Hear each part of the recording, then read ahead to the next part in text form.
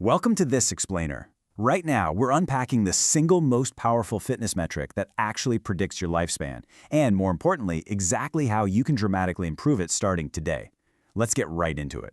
So, if you had to guess the absolute most critical metric for forecasting your health span, what would you say? You might guess your body fat percentage or maybe your fasting glucose. But the true answer is much more fascinating, and honestly, it's way more actionable. People obsess endlessly over traditional metrics, right? Things like cholesterol and blood pressure. And sure, while those absolutely matter, the quiet hero of longevity is actually your VO2 Max. It forecasts your health span better than almost anything else out there. Okay, so what exactly is it? Put simply, VO2 max is the maximum volume of oxygen your body can take in, transport, and actually use during an all-out exercise effort. It's measured in milliliters of oxygen per kilogram of body weight per minute. But you can really just think of it as the ultimate physiological summary of how well your heart, your lungs, your blood, and your muscles are functioning together as one unified, highly efficient team. Now, the sheer magnitude of this data is absolutely staggering. Consider a massive 2018 Journal of the American Medical Association study that looked at over 120,000 people. If we take the bottom 25% of fitness as our baseline, simply moving from that low tier to just below average literally halves your relative risk of dying from any cause. Literally halves it. There is no medication in existence that delivers a risk reduction that large. And if you push into the high or elite tiers, that risk drops to roughly a third or even a fifth of the baseline. Basically, low fitness is one of the most dangerous conditions you can have. But the good news? It's highly fixable. Section 1. Inside your oxygen pipeline. So how do we fix it? To raise that VO2 max ceiling, you have to push your entire oxygen delivery chain to its absolute limit all at the exact same time.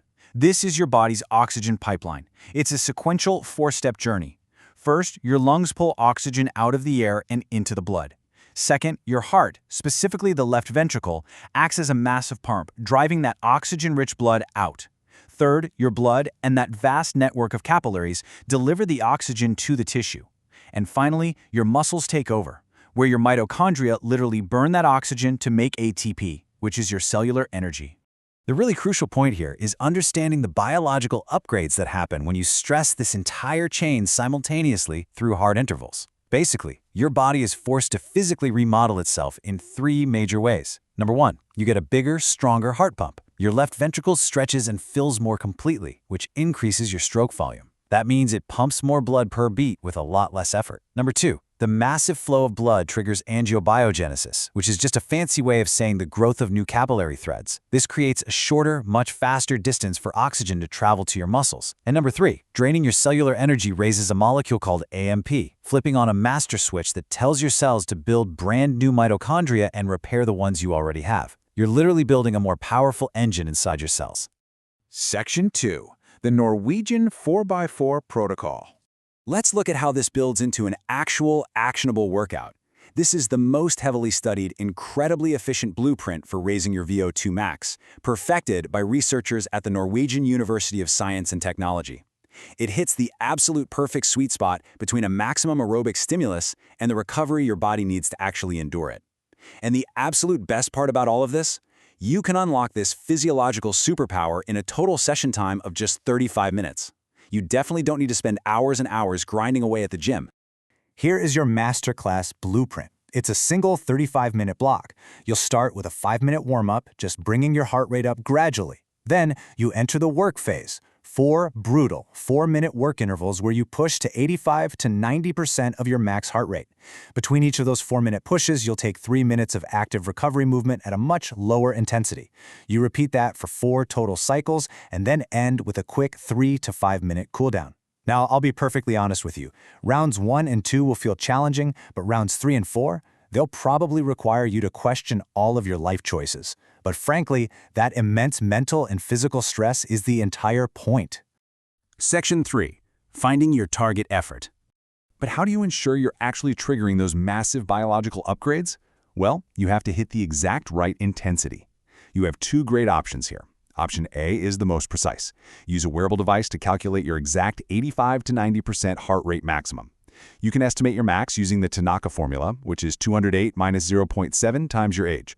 So, say you're 35, your max is about 183 beats per minute, making your target zone 156 to 165. Option B, on the other hand, requires absolutely zero tech. It's the highly relatable talk test. Basically, during this 4x4 work zone, you are working so hard that gossiping with your gym buddy is physically impossible. By minute 2, if someone asks you a question, you should only be able to gasp out single words like yes or dying. If you can hold a conversation, you aren't going hard enough. But if you can't speak a single syllable, you are sprinting way too hard. Section 4. Pick your cardio weapon. The really beautiful thing here is that you do not have to be a runner to execute this protocol. The goal is simply to hold a hard 4-minute effort safely. Pick a weapon that is kind to your joints. If you love being outside, hill repeats or a steady incline of 4 to 6% grade are fantastic for driving that heart rate up while keeping impact low. Indoors, an incline treadmill set at a 6 to 10% grade, walking briskly works perfectly.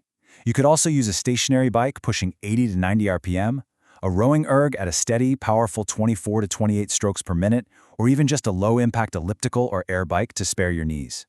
Remember, your body doesn't care about the machine, it only cares about the cardiovascular stress. But look, with great intensity comes a real need for caution, because this is a genuinely intense stress on your nervous system and your entire body. You have to respect the recovery process. Start with just 1 session a week.